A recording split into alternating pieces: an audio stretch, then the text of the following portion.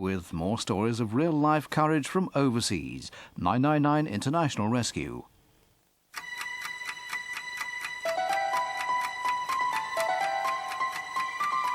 Tonight's rescues are all true stories about the courage and skill of emergency services around the world.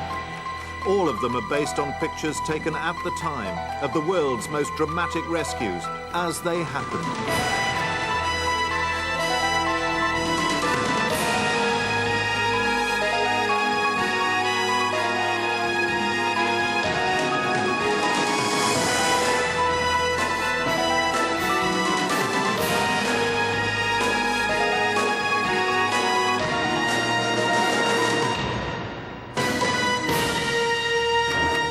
Tonight on International Rescue, from Minneapolis, swept over St. Anthony's Falls, the helicopter pilot who risked everything. From China, the lost lorry in the mountains, British aid workers at a life-and-death rescue in the gorge. And in Melbourne, 2 men hang on for their lives on the side of the city's tallest skyscraper.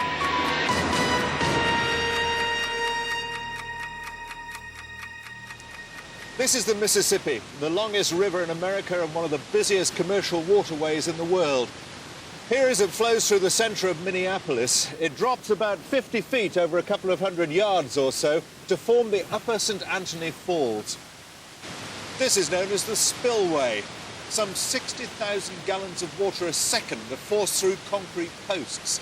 The idea is the logs and other big debris are broken up before they can get to a massive dam about a quarter of a mile or so downstream. The only way for commercial and pleasure boats to navigate this part of the river is by this system of locks. In May 1991, it was an extremely difficult and complicated rescue right here, involving some precision flying by a Vietnam veteran helicopter pilot. In our reconstruction of the events that day, we've used some dramatic pictures taken at the time by a local television news crew. And we've used actors and stunt performers to tell the story. We were running late. A bunch of us were running late.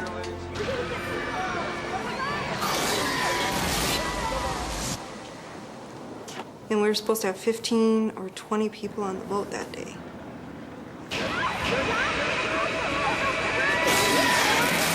It was a nice day. It was in the 70s and just kind of, floating down the river.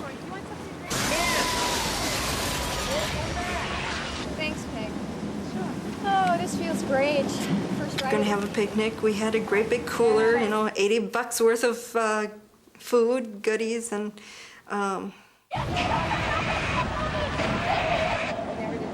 As we were going down the river, we came up to the lock, and they yelled to us it was gonna be 5-10 minutes before the lock would be free. So Ron decided to head back upriver again, and as we turned to go upriver, we had gotten really not very far, and the engine, there was a boom sound from the bottom of the boat, and the engine went dead. Ron, is everything okay? Hey, Ron, this isn't funny. I can't help. The engine quit. The engine quit. Hang on. Hang on, I'm trying to start it. Hang on, just hold on. The boat started drifting downstream and towards the upper spillway. Hey, Ron, get that engine started. Hang on, I can't get it started. as the sign was getting larger, as we were being pulled towards the sign, I was watching the falls, and I knew what was happening, and all of a sudden it dawned on me what was going to happen, and that's when I froze with fear. There's a lot of things that we could have done, but when you panic, you don't always think of what to do. And believe me, we panicked. Ron! Where's mine? Here, Robin. Do we have any oars? No, there's no oars on the boat. God. We gotta get some help. What are we doing? What are we doing? Right next to me. Here, I gotta keep trying to Help me! Help me! You gotta save me! Help me! You should really play in that court tournament. It's a lot of fun. They give good prizes. And I noticed the Smith boat Hey, what's that boat doing over there? heading over between the concrete pylons there. And I thought, you know, he better get out of there pretty soon here. He better kick it ahead. And he just never did. He started to drift laterally then, once he got on the other side of the protection cells. And then at that point, I actually saw the boat completely flip over the 10-foot drop there. It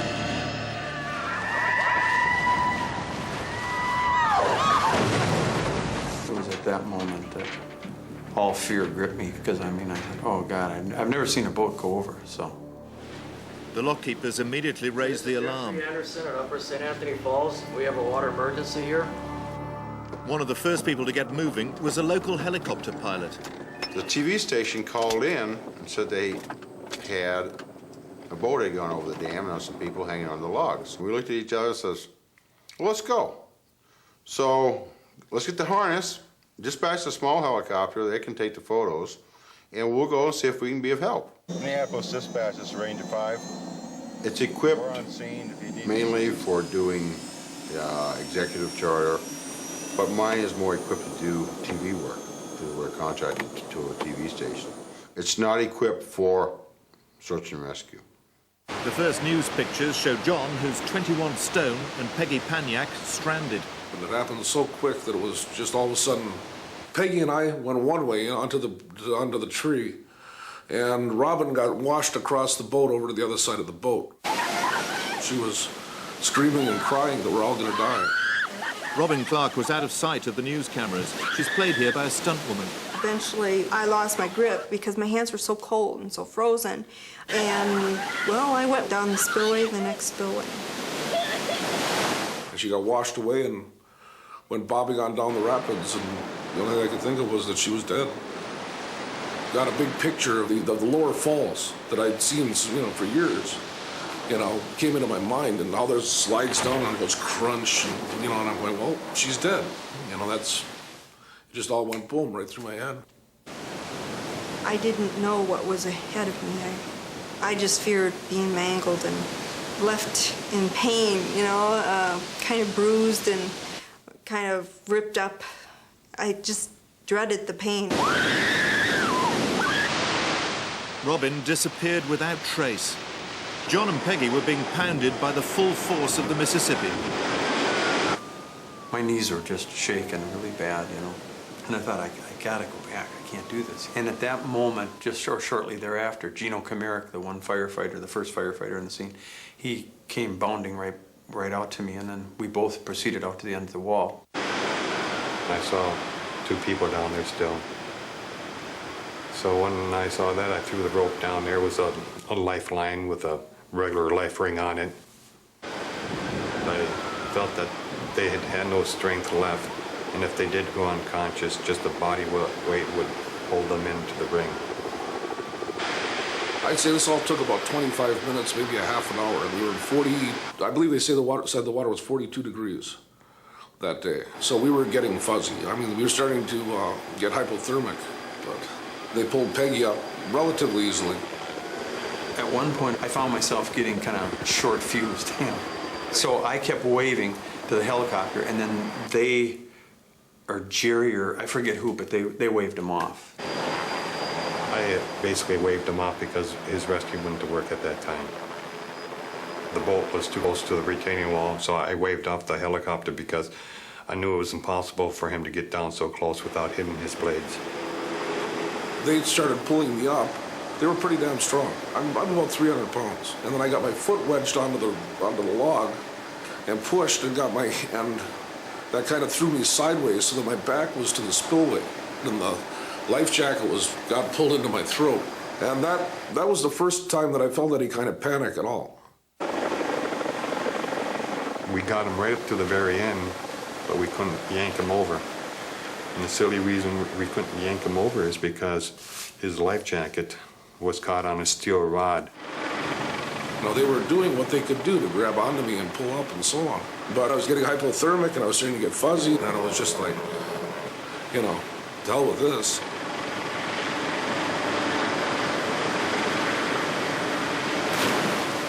Actually, at the point where I got gotten back down the water, where I was looking at the rope and I was thinking about just tying myself on the log and going to sleep.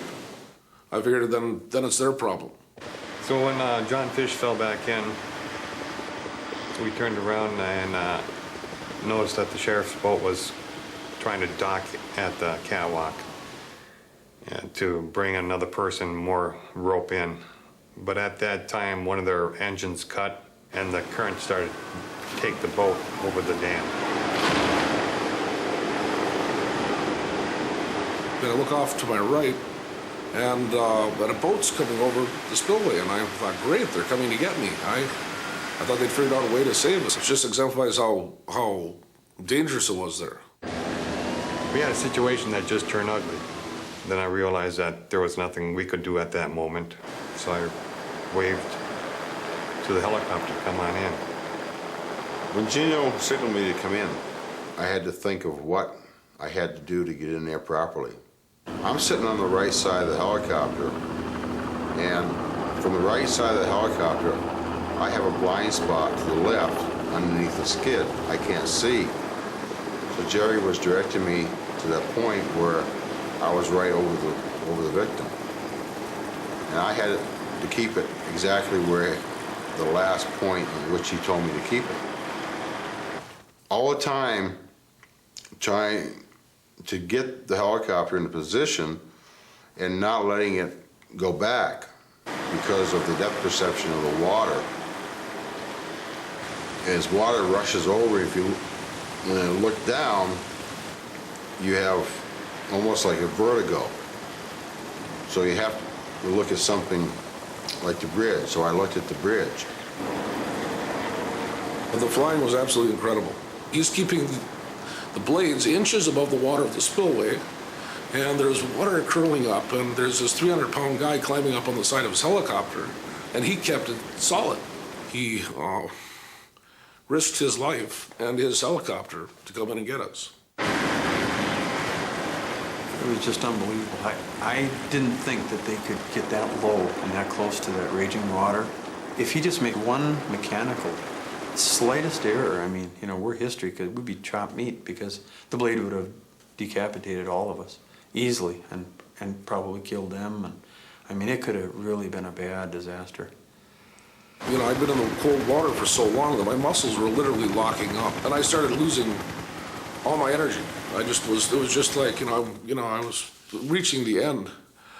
And Jerry grabbed onto me and literally gave me a big heave-ho, and I slipped across the seat on the helicopter, and all of a sudden I'm sitting in the, on the far side of the helicopter, and the helicopter's taking off down the river, and I smelled plastic.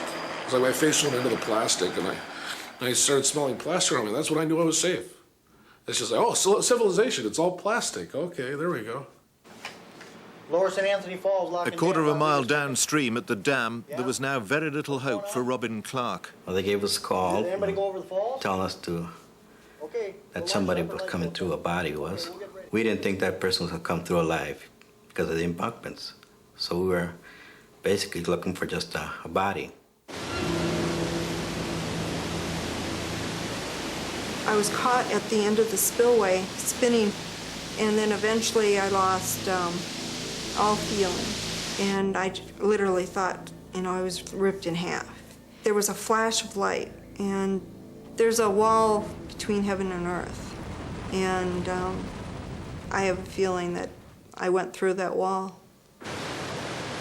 I saw the life jacket. I didn't think she was alive. I thought she was dead. I would be lying if I didn't say I was panicked. So panicked that I didn't fear anything, so panicked that I didn't realize how dangerous of a situation we were in. It's like I was not thinking of the situation, I was just thinking of what to do this minute, isolating 1 minute at a time.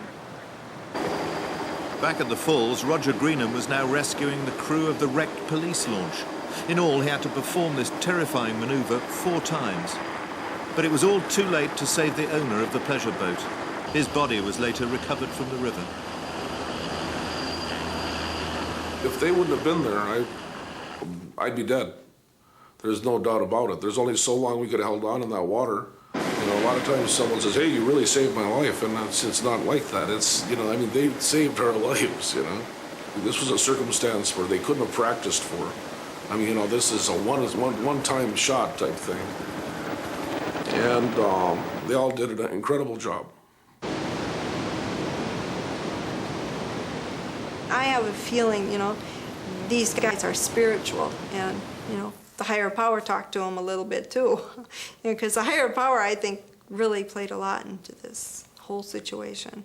In Vietnam, we knew what we were faced with all the time. We knew, you know, for a gunship, we're going to take fire, and we may get hit, and we may get down. Well, that's part of war. I mean, when you fight, you have to expect it. In civilian life, you don't expect things to happen like this. So when it comes along, the satisfaction you get out of it at the end is much greater. Do you get excited or high about that? No, you just have a feeling with you, so, hey, that's okay, man. You did okay.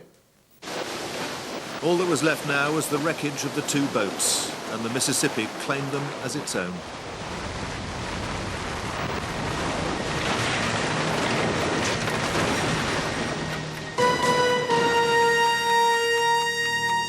Although the People's Republic of China is more open than it was for Western visitors, this, the still British territory of Hong Kong, is the closest you can get to it without a special visa. China is vast, about the size of the whole of Europe, and although we tend to think of it as great plains of paddy fields, a third of the country is mountainous. Our next rescue happened on an unmade road that snakes along the side of Erlang Mountain in the central province of Sichuan. A team of 30 humanitarian aid workers from several nations, including British engineers and medics, were returning from a project in Tibet where they've been helping to renovate a local school and a local hospital. They were on the last leg of a long overland journey and looking forward to their flight home when they were faced with an extra opportunity to be good Samaritans. Their project motto was, "One person can't change the world, but together we can change the world for one person." And they had no idea how important that guiding principle was to become.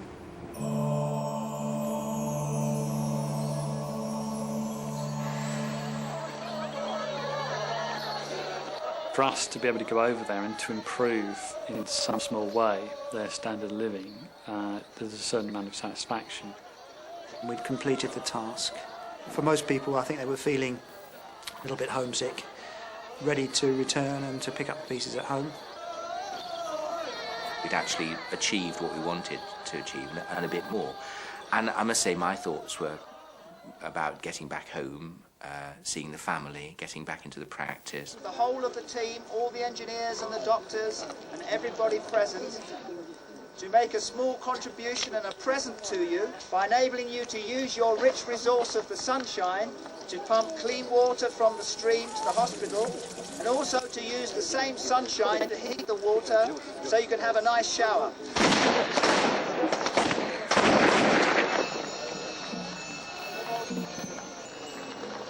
The bus ride back into China would take 5 days.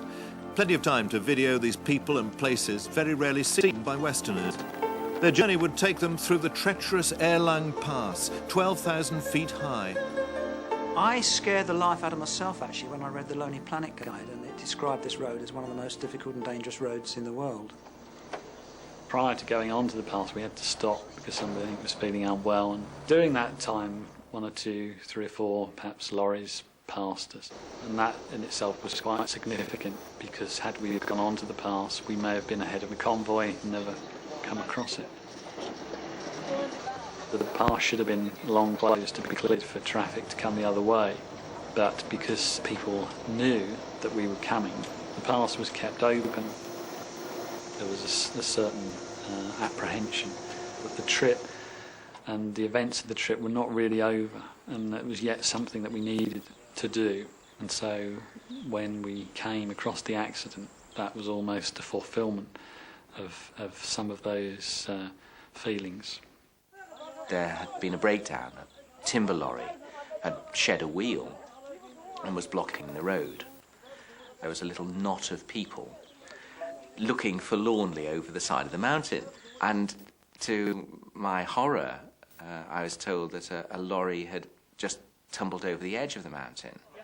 One could see where it had tumbled off the edge of the road and broken a few bushes and trees in its passage, but it was then swallowed up, and it was impossible to know where it had rested, how far down it had gone. The Chinese culture is not like the Christian culture where if somebody has a need, we should try and help meet that need. The Chinese culture is very much to look after yourself. When the lorry had gone off, they'd continued to repair their own lorry, and the others were really just standing about waiting for him to be able to move on. And so at the point that we got there, nobody had made any effort to see what had happened to the lorry, whether there would be anybody still alive. Is there anyone still in it? Do we know? Is there anyone in it? There is. If there's anyone alive, I'm going down. What? Hold on, Kevin, just hold on. I said, well, hang on a minute. let's just pause here a minute. Going down, no question about it. Look, I understand how you feel, but be serious, will you? It's hundreds of feet down. There isn't a chance that anyone is going to be alive in there. We don't know that. Whilst I respected Mel's position as leader, I felt that I had a higher moral responsibility. That sounds awfully pious, doesn't it? But I really did feel as though there was no choice. Mel, let's give him a shot. Okay, all together.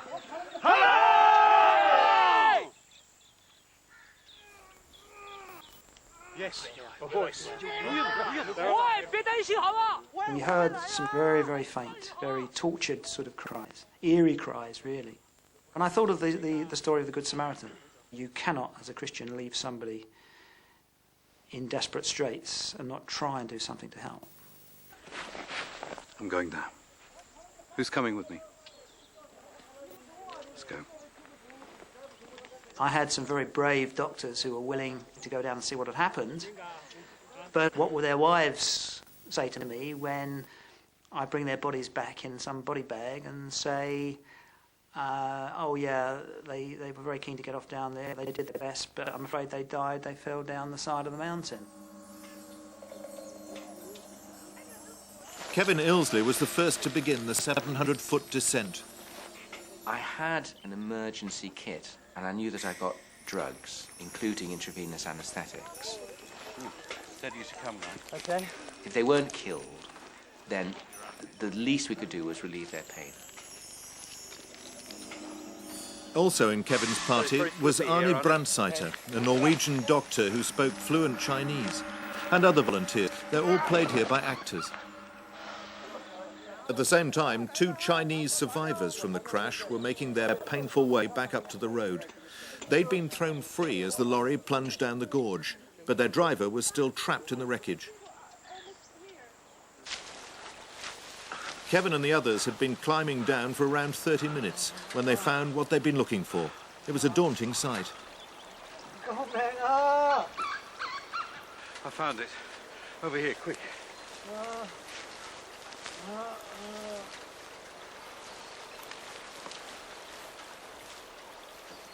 You're going to have to be very careful here, guys. The large tree trunks that had been on the lorry You're very steady. had followed on down after the lorry and had cannoned into the front of it, crushed the cab, and had trapped the driver. Hello, my friend. Can you hear me? It was unclear as to how stable the whole structure was. Terrible doctors were here now. Woman, face,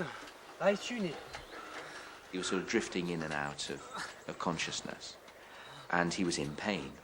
He couldn't feel his legs. So this could have meant that he'd broken his back.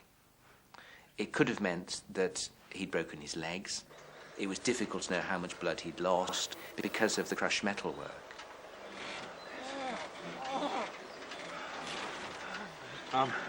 Peter, you're going to have to go up the hill and get some help.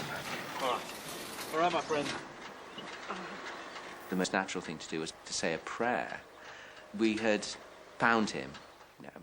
How on earth we were going to get him out? It's over there. About 200-300 metres down there. Drops really heavy. Be careful. All right, Peter. You coming in? Grant, please, be very, very careful. Yeah. As a Christian, my concern that somebody else would need help meant that I needed, for myself, to respond and be able to do something about that. The only useful thing was a hydraulic jack and the little handle for pumping it. It would be another hour before more help arrived.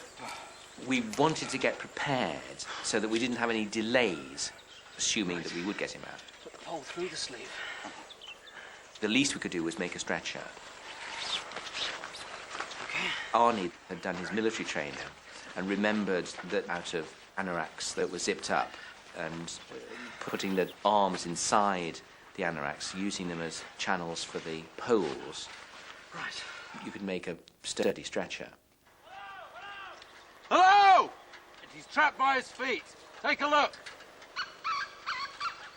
It looked impossible because there was so much tangled wreckage where his feet were entwined in the metal.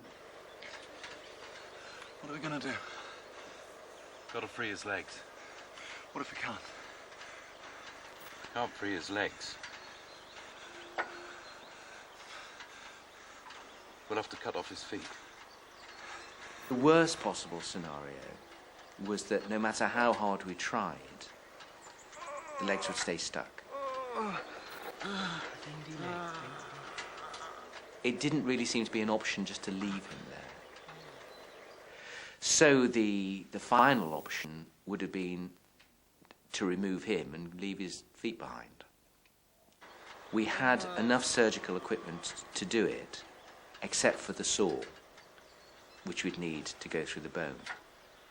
And I thought that if the worst came to the worst, we would use the saw in the Swiss Army knife and use that.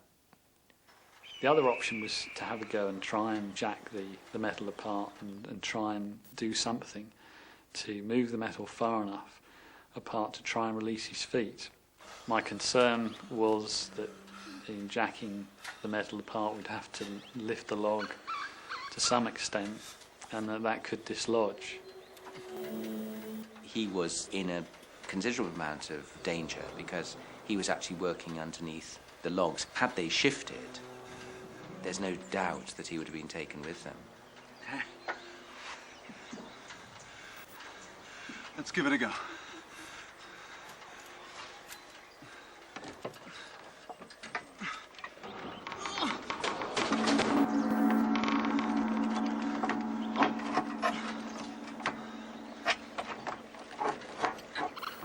Once I started jacking, the momentum was necessary to keep it going.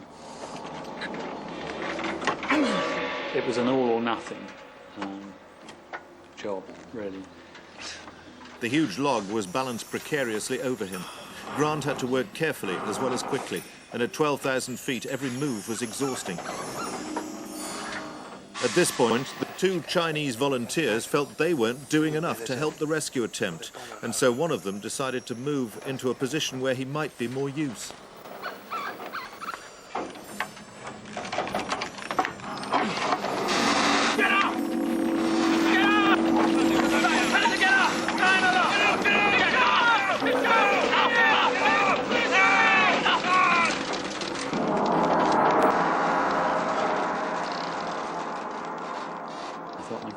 This lot could all go.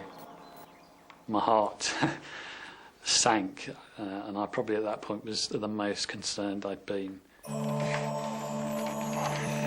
It always looked impossible task to move the metal enough over that distance.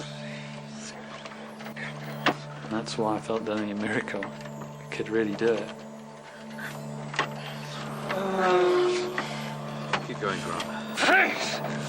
Please! He's coming now.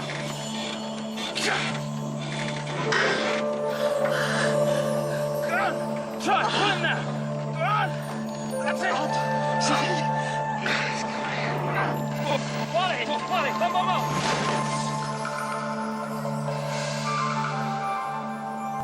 A great moment, a very exciting moment, and one I shall not forget for a long time. Well done, Arnie. The whole objective up to this point was getting him out of the lorry. And then there was the realization that this was actually only the first half of the operation, that there were several hundred feet of mountainside to negotiate, and we had to somehow get him back up. Right. 1, 2, 3. There you go. People slipped, and there were heart-stopping times when we thought we might lose it. Mind your footing. But people held in there and put in tremendous efforts in order to move this stretch up the mountain. It was more back-breaking work, but they were within 100 feet of the road when they heard a yell. It was the driver of the truck which had lost its wheel. What are they saying? The driver says he's leaving. If they want to leave, they've got to go now. What? I got really angry. I mean, I said, well, don't they realise what we're doing? You know, I mean, this man's life depends on this. Hi! Hi! Chancho! Hey! Stop! Stop! Our heart sank when one of the Chinese men left straight away, just abandoned the task. I guess he felt that if he didn't go, the driver would leave him and he'd be left on the mountain. But we were determined to get him up. The Chinese man himself, I think, showed remarkable courage. At times, the ropes were cutting into him. But on more than one occasion, he signalled to us to carry on. It seemed endless. We seemed to be climbing and climbing and climbing. 1, 2,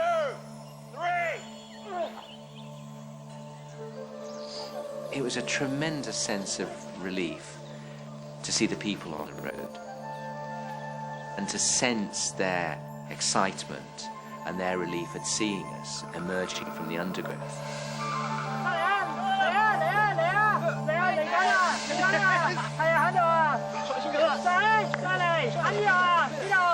It was one of those champagne moments, shall we say, which you feel it's all been worthwhile. The driver finally reached the road more than 4 hours after the rescue had begun. It was a very emotional reunion with the rest of the team. But the overwhelming emotion, the overwhelming feeling was one of utter exhaustion. The story's got a tremendously happy ending. He made a good recovery, and he and his colleagues have since written to us and said thank you, which was wonderful.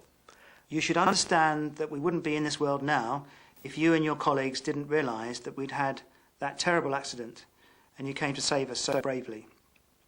All our families also greatly appreciate your kindness in bringing us back to this world. And they sign themselves the 3 luckiest people in this world you saved. We fulfilled the guiding principle that one person cannot change the world necessarily, but together we can change the world for one person. So here was an example of putting that into practice. The set of circumstances that brought him from death are utterly unbelievable. Lorry tumbles over, edge of mountain in the middle of China, a part of China that is inaccessible, a part of China that is forbidden to Westerners. And there we were with special permission, a busload of engineers, doctors, nurses, 5 minutes behind this accident. That's quite extraordinary.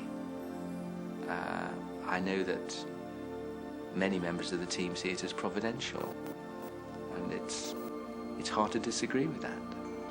It's a tremendous encouragement to my faith, being at that point where only a miracle would do, where all you could do was to ask God for his help, and then to see the miracle of his rescue. I think that if you believe in a God, it's hard to escape the idea that we were actually meant to be there at that time.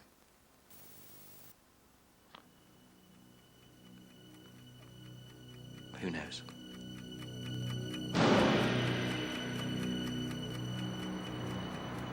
This is Melbourne Fire Brigade's historic watchtower.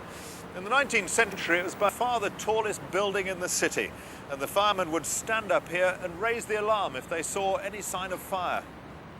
Today, as you can see, the old watchtower is dwarfed by modern skyscrapers, some of them 60 stories high and well out of reach of conventional rescue equipment. So the Melbourne Fire Service has developed the High Angle Rescue Team, HART for short, a crack squad of firemen trained in climbing and abseiling and specially equipped for rescues at considerable heights.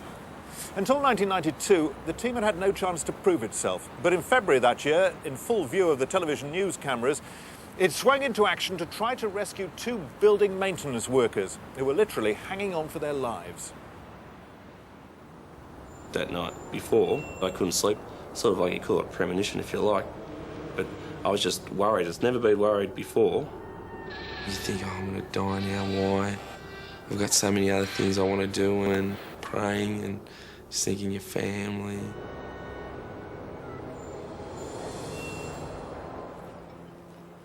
We've got buildings now in this city that range to 60 stories, 830 feet. Now, the fire brigade's tallest appliance is approximately 150 feet. So, obviously that creates hassles as far as evacuating people and rescuing people.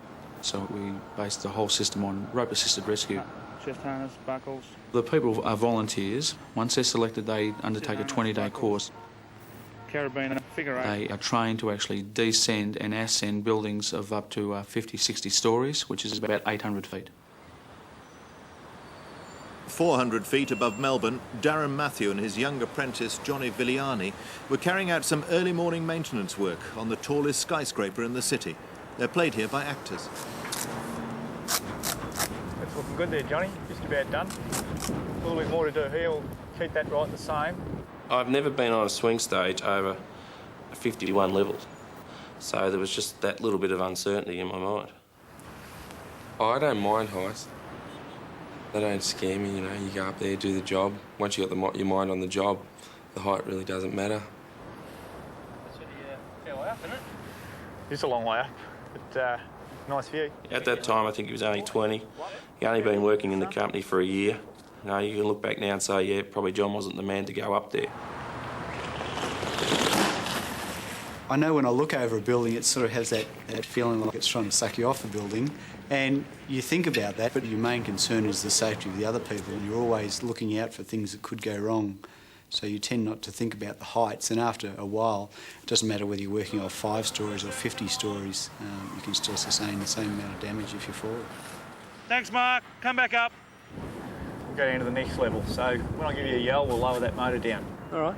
I was a little bit nervous, and I wasn't happy being on the stage, so we proceeded down. Ready to go, Johnny? In order to keep the swing stage level, on my cue. Now. The motors at each end had to be started and run together. Hit level 37. The machine was just on a slight angle, and I said to Johnny, well, stop. I stopped my motor, but his motor kept going down. Stop! I pushed him down and ran to his machine trying to stop it. Give me a go! Stop! And it just kept going down. It won't stop! It won't stop! It was just sliding through the cable. Hold on, Johnny! Hold on! Just plug your feet in and hold on! I thought it was going to go all the way. I thought I was going to hit that ground. I thought it just wouldn't stop. It's going to keep going and going, and I'm thinking, please stop. I'm going crazy in this cage virtually, and then it just stops. Once it stopped, I did feel relatively safe that the braking mechanism would hold. I thought, well, this one's going to slip. Is that one going to hold all the weight? Just listen to me and you'll be all right. He was just screaming at the God, screaming at the Lord, screaming at his priest, and all sorts of things. He was just in a total array of panic. The city held its breath as the 2 window repairers clung desperately for life, their cage dangling precariously alongside the 37th floor. Construction workers on an adjoining site heard 19-year-old apprentice John Villan and 28-year-old Darren Matthew yelling for help just before 9 a.m. The 2 became trapped when the motor jammed and the cage tilted. Emergency locking devices stopped it from plunging to the ground.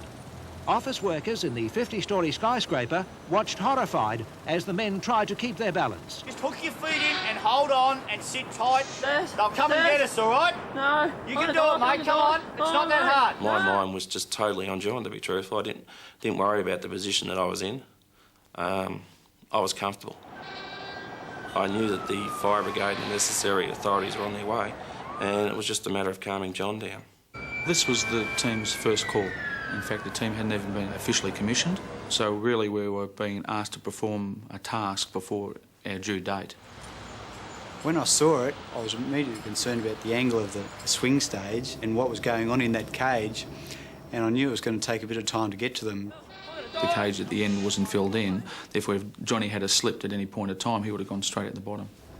The swing stage was hanging on a 45-degree angle, 37 floors off the ground. So obviously it was going to be like the business here. Bill got his team up onto the roof. Firefighters shouted encouragement to Darren and Johnny. Neither were wearing safety harnesses. There was some further discussions going on, and then it was established that we'd go over the top, go down to them and then lower them to the ground. Well, it's a matter of finding anchor points. We then take the slings that we've used in the anchor, from the anchor points into an anchor system. The anchor system is then what we attach the ropes through via friction brakes. Laurie, this will be your fourth point over here. Terrific, it's like a solid post. I was organising the team to actually carry out the operation when, after a brief discussion with the chief actually told me that if I've trained the team and I'm the one that's done all the talking and I'm the one that's actually pushed for this team to come into existence, it was going to be me that actually put my money where my mouth was and actually go over the edge in the harness and do the rescue. So you're the safety officer, hook me up and let's get going. Right out, Bill. I'll hook you on. Mark then became the safety officer because I was going over the edge. Helmet, glasses, chin strap, carabiners. I had to ensure that the system operated properly, that there was no faults in it, and the guys know what to do. They know how to rig up the systems, but someone has to have overall control. They need to be able to stand back, look at the system and physically check it. It was sort of like the highest of highs and the lowest of lows. You're actually wondering that now it's time to do the task, and you're wondering whether you're really up to it. Lower. Slowly. The actual height didn't worry me. You want help? Yep, no worries, thanks. What was in the back of my mind was what was going to happen when we got to the actual swing stage. First thing I think was probably Billy Rouse's backside I saw, just lowering himself over the building. By now, the rescue attempt was being broadcast live on TV. Local office workers had their own ringside seats. Within 10 or 15 minutes, he was down at the swing stage, just above us, talking us, making sure we're right, knew what was going on. I had to explain to them that I wasn't going to come into the cage if they were hostile towards me or excited. So I had to calm them down before I got in the cage with them. Young Johnny was very upset, whereas Darren was calmer. The problem was that if anyone had lost their balance at that point of time, it could have been big ramifications. I was asking him, tie me up in case this thing goes. He just said, calm down a bit, everything will be all right. And every time it moved, the swing stage, I was sort of like, don't move it, don't move it. They're quite comfortable, they know they're going to get down, so once you'll be right. Almost 2 hours after the drama began, the rescue of the first man. Putting on the harness was potentially very dangerous because he had to release himself at one point from the cage to get into the harness. I was just reassuring him, explaining every step of the way. I want him to move his left foot, I want him to move his right foot, I want him to release his left hand, I want him to release his right hand. And then I went to Darren and actually put a harness on him and secured him to the system as well. You've got to look at it from Johnny's perspective, is that he didn't really know me. I could have been Joe Bloggs off the street. Basically, to him, I was Joe Bloggs off the street. And to have all that faith in someone must have been incredibly a big step for him psychologically. You've always got that apprehension in the back of your mind, is everything done 100%? And that's the question, and it's not until you get on the system that it's all going to be answered. We adjusted ourselves so that Johnny was right beside me, and we stepped out from the cage. It was scary going out of the cage, but I just wanted to get out of there and get to ground. I just wanted to get onto solid concrete, as they say. The rope does have a bit of stretch in it, or elongation as we call it, so once the weight came back on the system, it did drop a little bit, and it would have been a hard starter for young Johnny.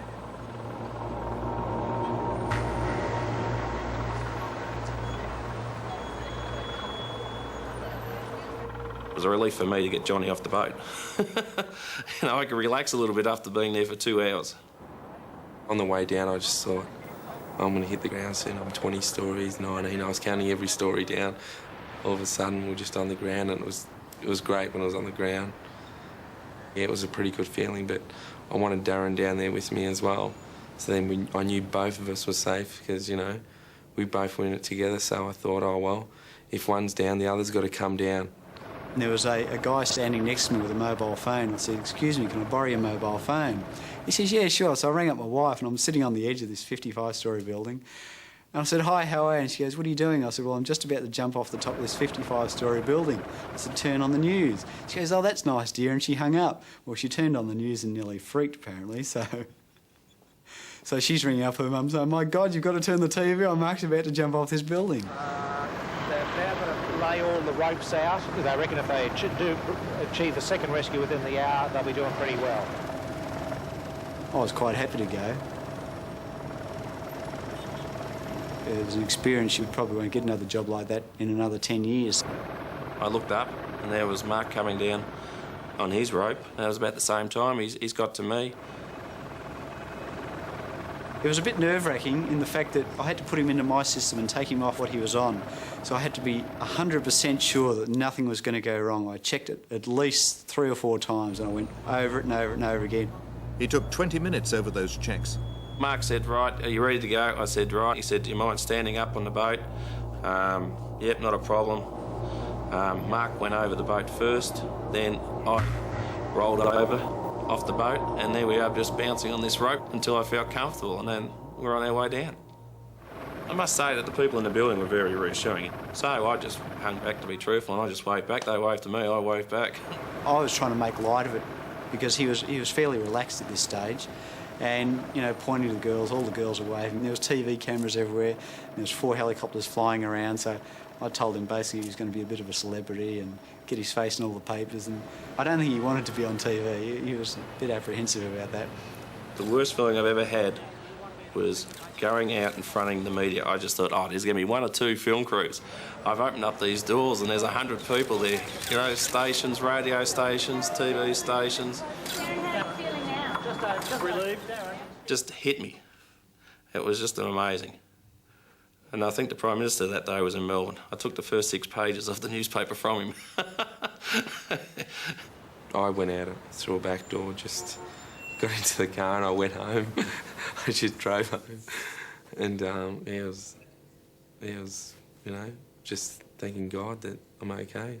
Went straight to the church when I got home, done a prayer, got him to throw me a blessing, and everything was okay after that. It was the first major operation for the Fire Brigade's new high-angle rescue team, but all in a day's work for the firefighting heroes. What was his first words to you when you came down? Oh, I couldn't repeat him on television, but he was happy to see us. Darren praised the rescuers as he told of the nightmare. I suppose, like everyone else, you start to think about your family. And my day started as repairing windows on a 51-storey building and coming down to national exposure on TV. It was totally upside down how it was supposed to go. I was supposed to go home to my wife, and next minute, here I am all around Australia on TV. So it was an unusual day.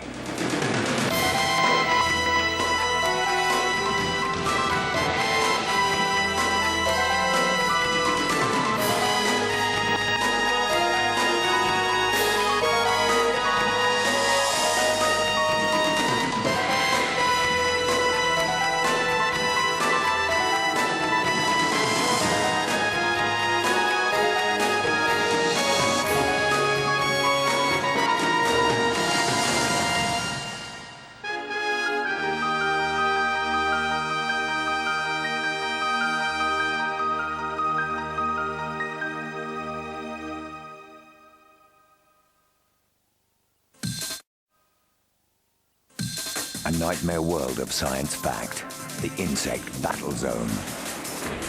A war that's been fought for hundreds of millions of years, where every defense is open to counterattack. For insects, the war is never over. Alien Empire, Thursday at 8 on BBC One.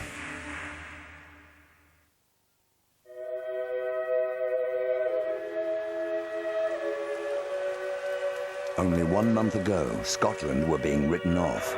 Now, just one team stand between them and a glorious Grand Slam. Can England raise their